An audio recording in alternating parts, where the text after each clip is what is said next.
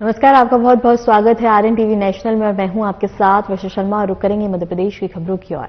मुख्यमंत्री डॉक्टर मोहन यादव ने दिल्ली विश्वविद्यालय में आयोजित मध्यांचल उत्सव 2026 में सहभागिता की।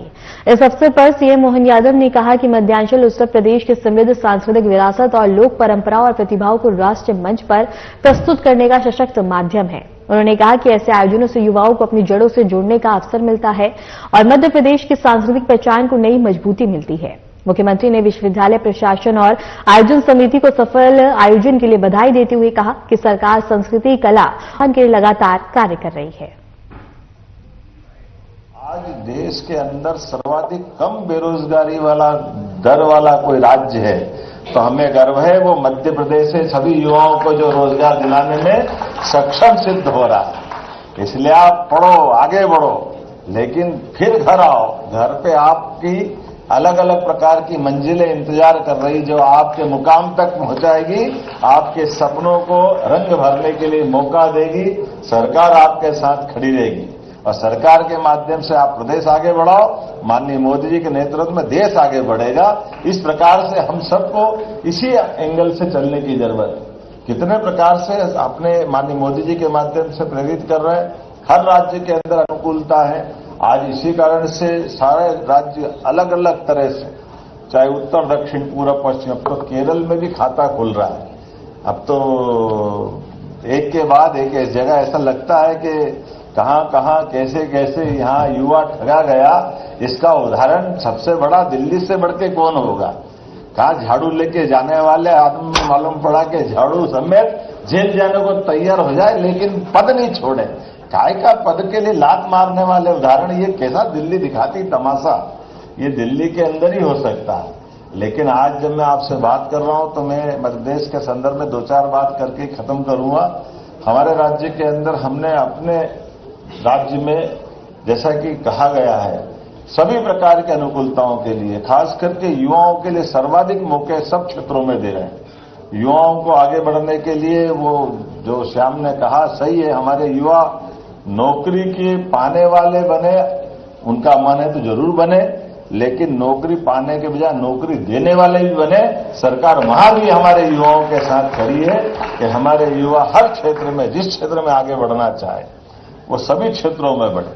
इसलिए कृषि भी लाभ का धंधा बने, कृषि मजबूरी का काम न बने। सिंचाई का रकबा बढ़ा करके 5 साल में डबल करने का टारगेट हमने लिया है।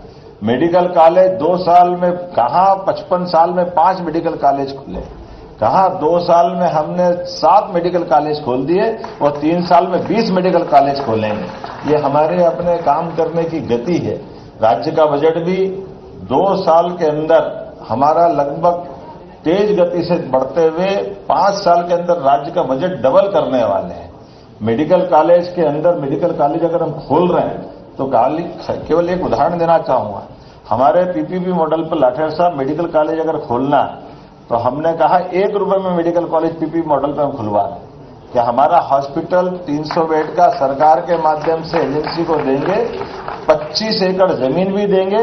वो अपना पीपीपी मॉडल पर केवल हॉस्टल और पढ़ाने की व्यवस्था बना ले। लेब हमारी हॉस्पिटल के रूप में जो उनके काम आएगी, वहां वो doctor, paramedical staff, nursing staff, ये सब हम निःशुल्क देने वाले।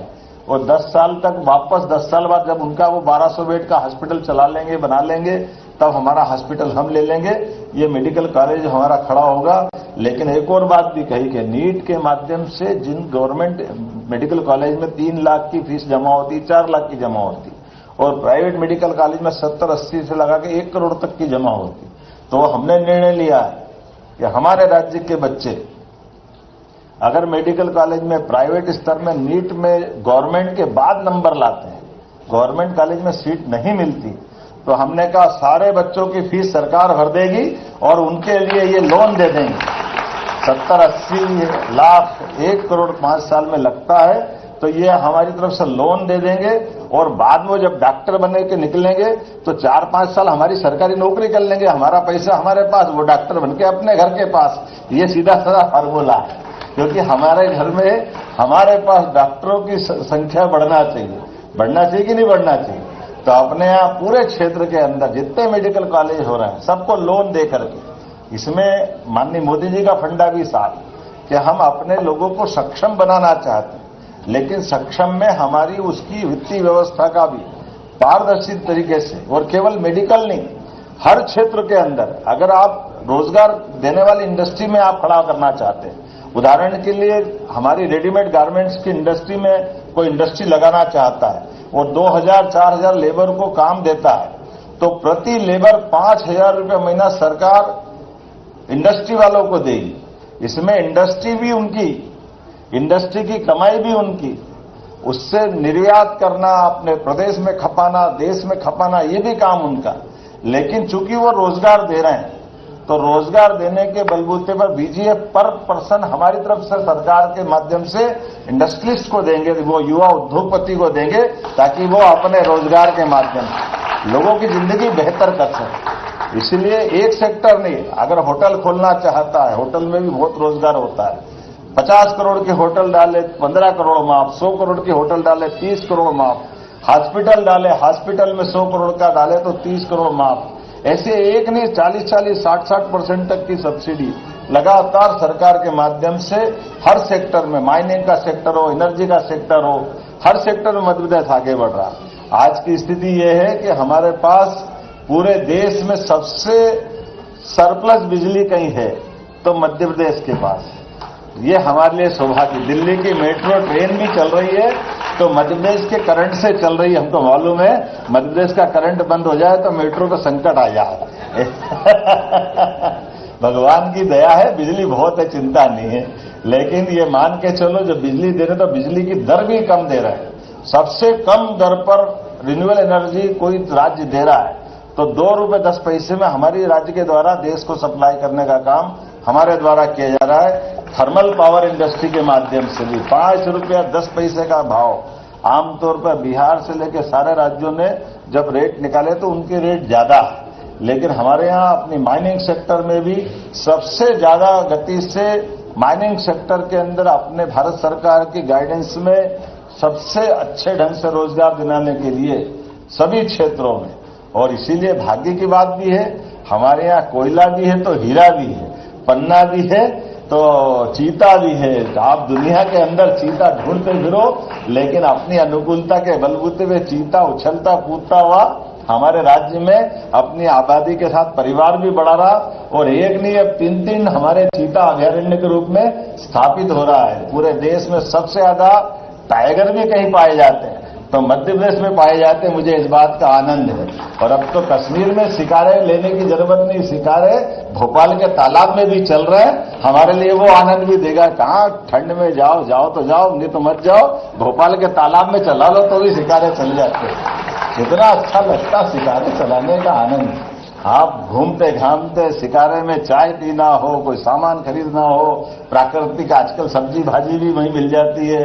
और आप तो फिल्म इंडस्ट्री से भी आपका संबंध आता हो, आप फिल्म बनाओ 10 करोड़ की, 2 करोड़ हम उसमें भी माफ कर देते हैं। हमारे राज्य के अंदर कोई फिल्म बनाए फिल्म पॉलिसी के माध्यम से, टूरिज्म पॉलिसी के माध्यम से, भारतीय भाषाओं में भी करते हैं। आप बताओ, भाषा सब हमारी है। हम तो मध्य में बैठे, पूरब पश्चिम उत्तर दक्षिण, कोई कहीं से भी आएगा हमारे पास ही तो आएगा। ना घाम लगे ना ठंड, सबसे बड़ा बुंदेलखंड।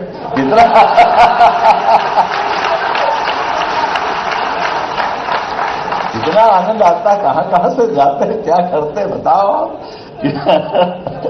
आज की दक्ष आयुष्मान पहल स्वास्थ्य सेवाओं को अधिक पारदर्शी, जवाबदेह और जनहितकारी बनाने की दिशा में एक मील का पत्थर साबित हो रही है।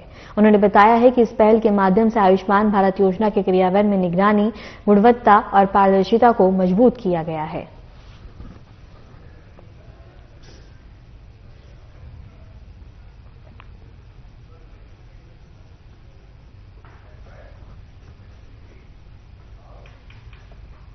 केंद्रीय मंत्री शिवराज सिंह चौहान ने दिल्ली में एक प्रेस कॉन्फ्रेंस आयोजित की, जहां उन्होंने पत्रकारों द्वारा पूछे गए सवालों के जवाब दिए। इस दौरान उन्होंने विभिन्न समसामयिक मुद्दों पर सरकार का पक्ष भी रखा है। प्रेस वार्ता के दौरान बता दें कि केंद्रीय मंत्री ने विपक्षी पार्टी कांग्रेस पर भी तीखा हमला बोला है। उन्होंने कहा कि कांग्रेस का गरीबों से कोई वास्ता नहीं है और केवल राजनीति के लिए गरीबों के नाम का इस्तेमाल करती रही। शिवराज सिंह चौहान ने केंद्र सरकार की बता दें कि योजनाओं का भी जिक्र करते हुए कहा कि मौजूदा सरकार गरीबों के कल्याण के लगातार कार्य कर रही है।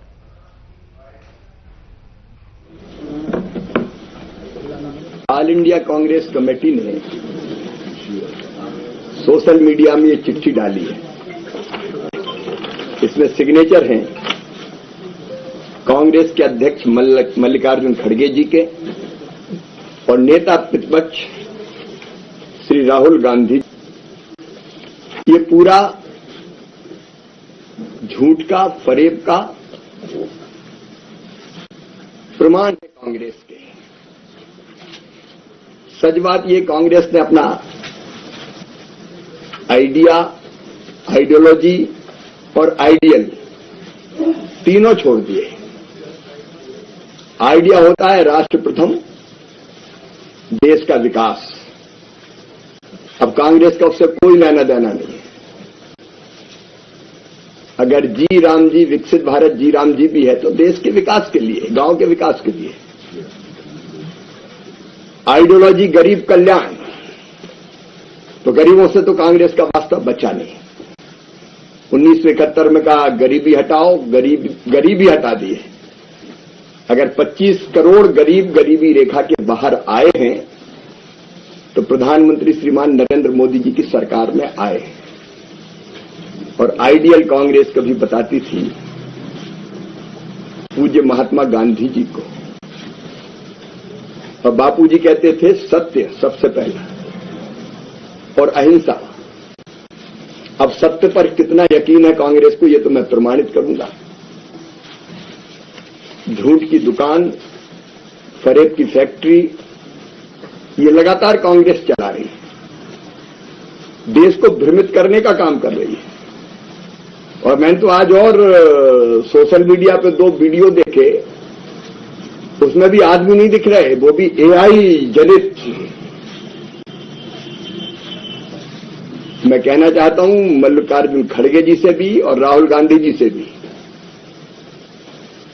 कि वो झूठ फैलाकर, झूठ बोलकर, भ्रम फैलाकर, गलत जानकारी देकर कांग्रेस की जड़ें मजबूत नहीं कर रहे, खोखली कर रहे हैं। झूठ से काम नहीं चलेगा, झूठ की दुकान ज्यादा दिन चलती नहीं है। फरेब का पर्दाफाश होता है, सच सामने आता है। करना हो तो कोई ठोस काम करें। उन्होंने जो भ्रमित करने का प्रयास किया है, कहा जा रहा है मनरेगा की आत्मा नष्ट कर दी। हमने अधिकार दिया था। मैं आज आरोप लगा रहा हूं, राहुल गांधी जी, मल्लिकार्जुन खड़गे जी, आपने अधिकार दिया था लेकिन केवल कागजी अधिकार। क्या था बेरोजगारी भत्ते का प्रावधान मनरेगा में? कहते थे अधिकार दिया है, लेकिन डिस एंटाइटलमेंट क्लॉज डालकर ये हुआ तो नहीं, ये हुआ तो नहीं, ये हुआ तो नहीं। मजदूर ने काम मांगा लेकिन अगर उसने आके कहा नहीं तो नहीं मिलेगा, ये क्लास क्यों डाला था? आज मुझे कहते हुए संतोष है कि हमने उस क्लास को हटा दिया है। इस क्लास के रहते किसी को बेरोजगारी भत्ता मिला गया। हाँ, एक बात जरूर उन्होंने सच कही। उन्होंने कहा कि मनरेगा से 10 करोड़ संपत्तियां बनी, उनमें से 8.5 करोड़ हमने बनाई। मोदी जी के नेतृत्व में बनी, अगर बनी तो बेहतर उपयोग करने की कोशिश हुई। मोदी जी तब थे तब कोविड में, मोदी जी जब प्रधानमंत्री तब भी थे, अब भी हैं। कोविड में 1,11,000 करोड़ रुपए से ज्यादा की राशि खर्च की गई। मनरेगा को बेहतर उपयोग करने के प्रयास हुए, लेकिन इसमें जो कमियां थी और बेहतर उपयोग करने का प्रयास हुए, इसके प्रमाण ही हैं कि हमने लगभग 9 लाख करोड़ रुपया खर्च किए। कांग्रेस ने लगभग, कांग्रेस और यूपीए की सरकार ने 2 लाख करोड़ के आसपास खर्च किए थे। लेकिन बावजूद इसके जब लगा कि अपने उद्देश्यों को पूरा नहीं कर पा रही, तब विकसित भारत के लिए विकसित गांव बने। इसलिए ये जी राम जी, विकसित भारत जी राम जी योजना आई। अब ये जो कह रहे हैं 4 झूठे आरोप आज मैं उनको मीडिया के माध्यम से उनके झूठ का पर्दाफाश करना चाहता हूं। वो कह रहे हैं कि आपके काम का अधिकार छीना जा रहा है। कहां काम का अधिकार छीना जा रहा है? 100 दिन के बजाय 125 दिन के काम की गारंटी अगर दी है तो विकसित भारत जी राम जी योजना के अंतर्गत दी गई है। सरेआम झूठ बोल रहे हैं और केवल काम का अधिकार नहीं दिया है, 15 दिन के अंदर बेरोजगारी भत्ता देना पड़ेगा। उसका कागजी नहीं पुख्ता इंतजाम किया है। डिसएंटाइटलमेंट के क्लास को ही हटा दिया हमने। आपने कागज पर अधिकार दिया था, हमने जमीन पर उसको मजबूत करने का काम किया है। फिर एक भ्रम फैला रही है वो निर्वाचित पंचायत के प्रतिनिधियों में कि केवल चुनिंदा पंचायतों को ही काम मिलेगा। मैं कहना चाहता हूं राहुल जी, ये कानून पूरे देश में एक साथ लागू होगा और कोई भी ग्राम पंचायत इसके दायरे के बाहर नहीं रहेगी। हर ग्राम पंचायत इस कानून के दायरे में आएगी और काम मिलेगा। नोटिफाइड एरिया, राहुल जी समझना चाहिए, कानूनी शब्द है। इसका मतलब यह नहीं कि किसी को बाहर किया जाएगा। तो मजदूरों को कह रहे हैं कि आपकी मजदूरी छीनी जा रही है। वाह खड़गे साहब, वाह राहुल बाबा, 125 दिन की गारंटी दे रहे हैं, मजदूरी छीनी जा रही है। बेरोजगारी भत्ते का पुख्ता प्रावधान कर रहे हैं, छीनी जा रही है। और केवल इतने नहीं, एक व्यवस्था और की है कि अगर समय पर मजदूरी नहीं मिली 7 से लेकर 14 दिन के अंदर, तो विलंबित मजदूरी के भुगतान पर पैसा और अतिरिक्त भी देना पड़ेगा। इसका पुख्ता इंतजाम किया है। ये मजदूरों के अधिकार की संपूर्ण सुरक्षा का प्रावधान है। पंचायतों को कह रहे हैं कि आपके अधिकार छीन के ठेकेदार लाए जाएंगे, जबकि इसमें साफ कहा गया है योजना ऊपर से नहीं थोपी जाएगी। विकसित ग्राम पंचायत प्लान ग्राम सभा और ग्राम पंचायत बनाएगी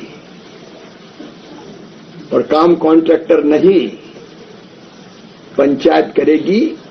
कन्वर्जेंस करके भी बाकी योजनाओं से काम होंगे तो 50% काम कम से कम ग्राम पंचायत ही करेगी। ये प्रावधान इसमें किया गया है। फिर मैट, रोजगार सहायक, टेक्निकल स्टाफ,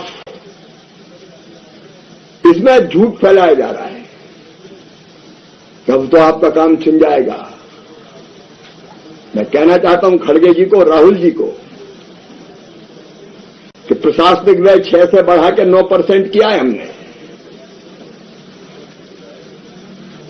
और आने वाले वित्तीय वर्ष में ही जो प्रस्तावित प्रावधान है वह 1,51,282 करोड़ रुपया,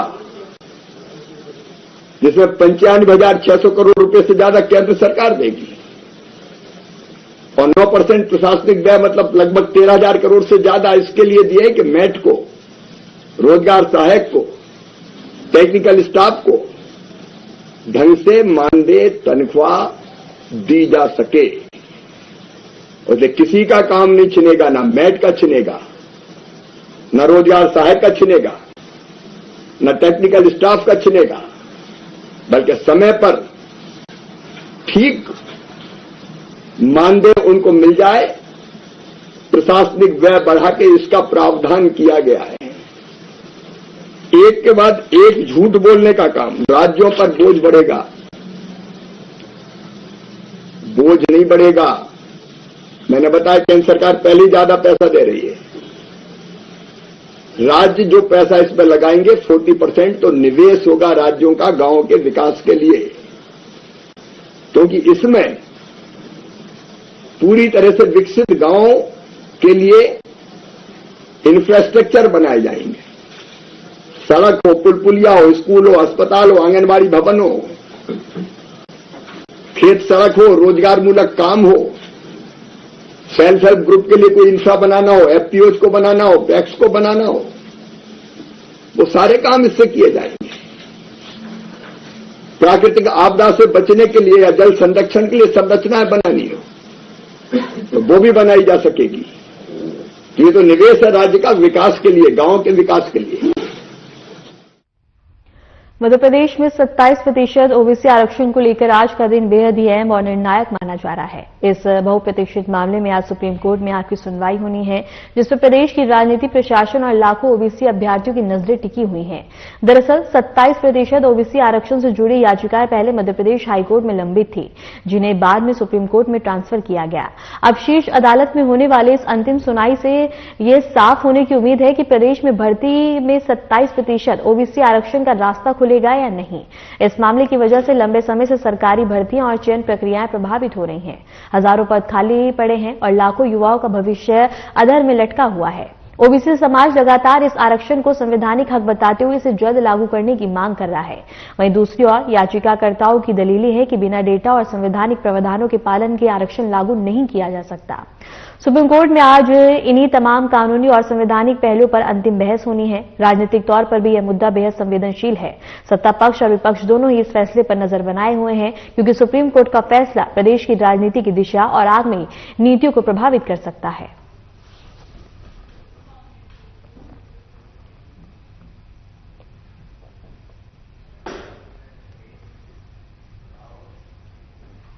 जबलपुर में कांग्रेस का जोरदार प्रदर्शन देखने को मिला, जहां बढ़ते अपराध और अवैध शराब की खुलेआम बिक्री को लेकर कांग्रेस कार्यकर्ता सड़कों पर उतर आए। गुस्साए कांग्रेसियों ने बता दें कि एसपी ऑफिस का घेराव किया और पुलिस प्रशासन के खिलाफ जमकर नारेबाजी की। कांग्रेस नेताओं का आरोप है कि शहर और जिले में अपराध लगातार बढ़ रहे हैं, लेकिन पुलिस प्रभावी कार्रवाई करने में नाकाम साबित हो रही है। खासतौर पर अवैध शराब का कारोबार बता दें कि चल रहा है, जिससे युवाओं का भविष्य बर्बाद हो रहा है और अपराध को और भी बढ़ावा मिल रहा है। प्रदर्शन के दौरान कांग्रेस कार्यकर्ताओं ने सरकार और पुलिस प्रशासन पर अपराधियों को संरक्षण देने का आरोप लगाया।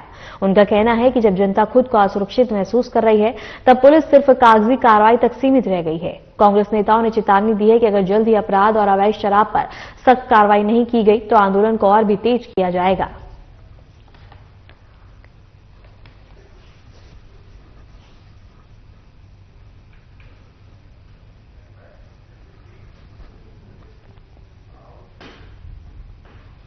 मध्य प्रदेश में बाघों की लगातार हो रही मौतों को लेकर अब न्यायपालिका भी सख्त हो गई है। जबलपुर हाईकोर्ट ने इस गंभीर मामले में केंद्र सरकार और राज्य सरकार को नोटिस जारी किया, साथ ही नेशनल टाइगर अथॉरिटी से भी जवाब तलब किया है। दरअसल एक पर्यावरण कार्यकर्ता ने हाईकोर्ट में याचिका दायर कर प्रदेश में बाघों की सुरक्षा पर सवाल उठाए। याचिका में कहा गया कि मध्य प्रदेश जो खुद को टाइगर स्टेट कहता है, वह लगातार बाघों की मौतों का चिंता अब और भी ज्यादा कारण बनती जा रही है। हाईकोर्ट ने इस मामले को पर्यावरण संरक्षण और वन्यजीव सुरक्षा से जुड़ा बेहद ही गंभीर मुद्दा बनाते हुए संबंधित पक्षों से जवाब मांगा। कोर्ट ने यह भी जानना चाहा है कि बाघों की मौतों के पीछे प्रशासनिक लापरवाही, शिकार, मानव वन्यजीव संघर्ष या अन्य कारण जिम्मेदार है।